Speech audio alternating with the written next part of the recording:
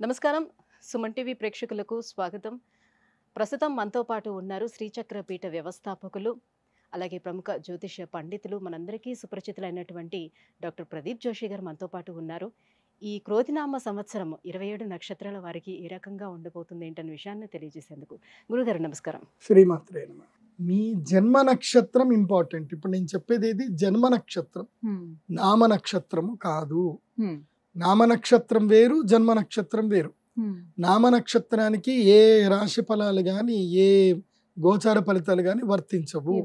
పేరు పేరే, పేరులో కొంచెం బలం ఉండాలి, అంతకుమించి ఏం లేదు. అది న్యూమరాలజీ అనుకోండి. మిగతాదంతా కూడా ఇప్పుడు నేను చెప్పేటువంటి నక్షత్ర ఫలితాలు ఏవవుతున్నాయి నామ నక్షత్రాన్ని బట్టి, సారీ నేను చెప్పేటువంటి పరీక్ష ఏవైతే నక్షత్ర ఫలితాలు ఏవైతున్నాయో ఇవి జన్మ నక్షత్రం అయితే తెలుసుకోవాలి. మీ జన్మ నక్షత్రం మీకు తెలియదంటే నా వెబ్సైట్కి విజిట్ అవ్వండి. అక్కడ మీ date of birth, time, place అన్ని కూడా ఎంటర్ చేయండి. మీకు మీ యొక్క జాతకం మీకు ఈమెయిల్లో PDF రూపంలో వస్తుంది. ఇది 500 పేజీలకు పైగా వస్తుంది. డే టు డే రిపోర్ట్ తో సహా వస్తుంది. అంటే ఈ రోజు ఏం జరగబోతుంది, రేపు ఏం జరగబోతుంది అనేది సూచనప్రాయంగా డే టు డే రిపోర్ట్ తో సహా వస్తుంది. సో అది మీరు స్వీకరించవచ్చు. మీ జన్మ నక్షత్రం అక్కడ నుంచి తెలుసుకోండి. పేర్లను బట్టి ఇప్పుడు శ్రీనివాస్ అని పేరు ఉంటుంది, అందరు తులారాశి అని చెప్పేస్తారు. కాదు. ఇప్పుడు వెంకటేష్ అంటారు, వేవో కాకి మృగశిర నక్షత్రము అంటే ఇది మిథున రాశి అని చెప్పేస్తారు. కాదు. సో ఇలా పేరును బట్టి మీరు రాశులు చెప్పుకోకండి, నక్షత్రాలు చెప్పుకోకండి, దాని ఫలితాలు ఉండవు. సో ఇప్పుడు ఈ సంవత్సరము క్రోధినామ సంవత్సరంలో ఒక్కొక్క నక్షత్రం వారికి ఎలా ఫలితాలు ఉన్నాయో చెప్తాను. అందరూ జాగ్రత్తగా వినండి. మీ జన్మ నక్షత్రాన్ని బట్టి మీరు నోట్స్ రాసుకోండి. గురుగారు, ఈ క్రోధినామ సంవత్సరం విశాఖ నక్షత్రం వారికి ఏ రకంగా ఉండబోతుంది? సాధారణంగా విశాఖ నక్షత్రం వారి గుణగణాలు ఎలా ఉంటాయి? శ్రీ గురుభ్యో నమః. శ్రీమాత్రే నమః. విశాఖ, దీన్ని వైశాఖి అని కూడా అంటారు. విశాఖ నక్షత్ర జాతకులకు ఉన్న ప్రధాన లక్షణం ఏంటంటే మేకపోతు గాంభీర్యం లక్షణం.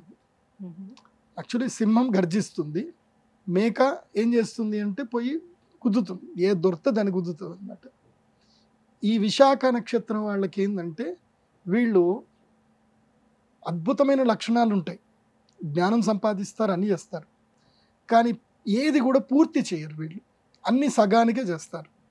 ఒకటి నేర్చుకుంటా అనుకుంటారు, వెళతారు, దీంట్లో నేను ఎక్స్పర్ట్ అనుకుంటారు, నేర్చుకుంటారు, అందరికీ చెప్పేస్తారు. ఇంకా నేను పలానా పోతున్నా, పలానా పని చేస్తున్నాను, వీళ్ళు ఏం చేస్తున్నా అందరికీ గప్ గప్ గప్ అని మొత్తం చెప్తారు. ఒక కొన్ని రోజుల తర్వాత దాన్ని అక్కడనే ఆపేసి మళ్ళీ ఎవరైనా అడిగితే కనుక ఈ ద్వారా అయిపోయింది, అలా అయిపోయింది, ఇదా అయిపోయింది అని అంటారు. ఏది పని పూర్తి చేయరు. ఎందుకోసమంటే వీళ్ళు ఆరంభ శూరులు మాత్రమే.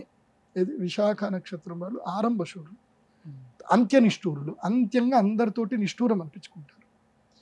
ఈ లక్షణాన్ని వదలాలి అని అంటే వదలలేరు, వీళ్ళ జీవితమే అది. ఇప్పుడు ఉదాహరణకి విశాఖ నక్షత్ర దగ్గరికి ఎలా ఉంటుంది అనేది ఒక ఎగ్జాంపుల్ చెప్తాను. ఇప్పుడు ఎక్కడికో మీరు వెళతారు, ఏదో టూర్కో ఎక్కడికో వెళతారు, అక్కడ ఒక వ్యక్తులు ఎవరో పరిచయం అయ్యారు. వీళ్ళు ఏం చేస్తారు అంటే వాళ్ళు పేదవాళ్ళు, నేను మా ఊరు వెళ్ళగానే నీకు ఇది పంపిస్తాను, అది చేస్తాను, ఇది చేస్తాను, మీరు రండి మా ఇంటికి, ఎప్పుడు వచ్చినా మీకు అన్ని మేము చేసి పెడతాం, ఇవన్నీ మాటిస్తారు. తీరా రియాలిటీకి వచ్చేసరికి, యాక్షన్ మోడ్లోకి వచ్చేసరికి నిల్లు ఏముండదు, ఏం చేయరు వీళ్ళు. అందరికీ ఇలా గప్పాలు కొడుతూ పోతారు. సో గప్పాలు కొట్టకండి విశాఖ నక్షత్ర జాతకులు, అది మీ లక్షణం, మీ లక్షణాన్ని వదులుకోండి. కానీ వీళ్ళ జీవితంలో ఇంకో గొప్ప లక్షణం ఒకటి ఉంటుంది. వీళ్ళు మనుషుల్ని బాగా స్టడీ చేస్తారు. ఏ మనిషిని ఎక్కడ పెట్టాలి, ఏ మనిషితో ఎలా వాడుకోవాలి వీళ్ళకి చాలా బాగా తెలుసు. ఆ మనుషులని ఎలా సద్వినియోగం చేసుకోవాలి, కార్యసాధక లక్షణాలు అంటారు ఇవన్నీ కూడా, అంటే వ్యావహారిక లక్షణాలు. కాబట్టి విశాఖ నక్షత్రం వారికి ఈ సంవత్సరం కలిసి వచ్చేది ఏంటంటే మీడియేషన్. మీడియేషన్ ఏంటంటే రియల్ ఎస్టేట్లో మీడియేషన్ చేయడం. ఇద్దరు కొట్లాడుకుంటారు, ఏది 2 కోతులు కొట్లాడుకుంటే మధ్యలో పిల్ల వచ్చేసి అన్ని లాక్కొని పోయినట్టు, అది సారీ 2 పిల్లలు కొట్లాడుకుంటే మధ్యలో కోత వచ్చి అక్కడ పెట్టి అది పెట్టి ఇది పెట్టి ఆఖరికి వాళ్ళకి 10% బ్రెడ్ ఇచ్చి 80% ఇది లాగేసుకుంటుంది అనమాట. సో విశాఖ నక్షత్రం వరకు ఈ సంవత్సరము భూమి వ్యాపారాలు, అదేవిధంగా వ్యవహారాల మధ్యన చక్కదిద్దడాలు, జడ్జిమెంట్ ఇవ్వడాలు, తర్వాత స్టేట్మెంట్లు ఇవ్వడాలు, ఇవన్నీ మీకు బాగా కలిసి వస్తాయి. ఇవన్నీ ఇది మీ రెగ్యులర్గా చేసే పని అనుకోండి. ఎందుకోసం అంటే మనుషుల్ని బాగా స్టడీ చేస్తారు వీళ్ళు, మనుషుల్ని బాగా ఏమార్చేస్తారు. కాబట్టి వీళ్ళ ప్రయారిటీస్ అనేది ఎవరికి ఎక్కువగా ఇస్తూ ఉంటారు వీళ్ళు? ఇస్తారు. అది మారుస్తారు, దాంట్లో ఏముండదు. మళ్ళీ డబ్బు విషయానికి వచ్చరికి పెద్దగా ఏం తీయరు, మాటలతోటి మాత్రం ఇలా అక్కడ కోటలు కట్టేస్తారు, దాన్ని ఏమంటారు మునిగ చెట్టు ఎక్కిచ్చేస్తారు. విశాఖ నక్షత్రం వాళ్ళకి అదొక వరం వాళ్ళకి. ఇంకోటి ఏంటంటే విశాఖ నక్షత్రం వాళ్ళని ఎవరు ద్వేషించరు.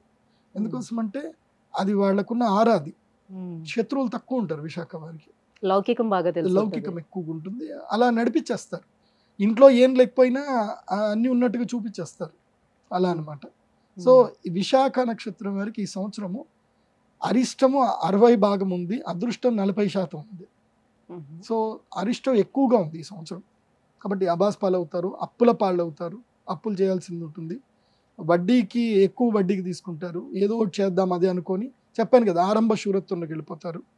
నేను చెప్పేది ఏంటంటే విశాఖ నక్షత్రులకి మీరు ఏ పని చేస్తున్నా ఎవరికి చెప్పకండి. నీ యాక్షన్స్ మాత్రమే జనాలు మాట్లాడుకోవాలి. నీ యాక్షన్, నీ రిజల్ట్. నువ్వు ఏదైనా పని చేస్తున్నావు, ఆ సక్సెస్ అయిన తర్వాత ఆ సక్సెస్ని అందరూ విని వాళ్ళప్పుడు మీ గురించి మాట్లాడుకోవాలి తప్ప పని చేయకన్నా మునిపే, సక్సెస్ రాకన్నా మునిపే అందరికి వెళ్ళిపోయి కూర్చొని ఓ పొలం అనుకుంటూ మొత్తం అంతా మీ ప్రాజెక్ట్ రిపోర్ట్లన్నీ చెప్పకండి. ఇలా చెప్పి మీరు పోగొట్టుకుంటారు కూడా. ఆ ప్రాజెక్ట్ ఎవడో కాపీ చేసుకుంటాడు, మొత్తం ఇది చేసుకుంటాడు.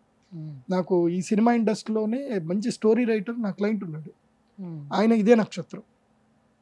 ఆయన ఎవరు ఫోన్ చేసినా ఎవరు ఇది మాట్లాడినా వాళ్ళతో మాట్లాడుతూ ఇంకా చెప్పేస్తాడు, స్టోరీలన్నీ చెప్పేస్తాడు.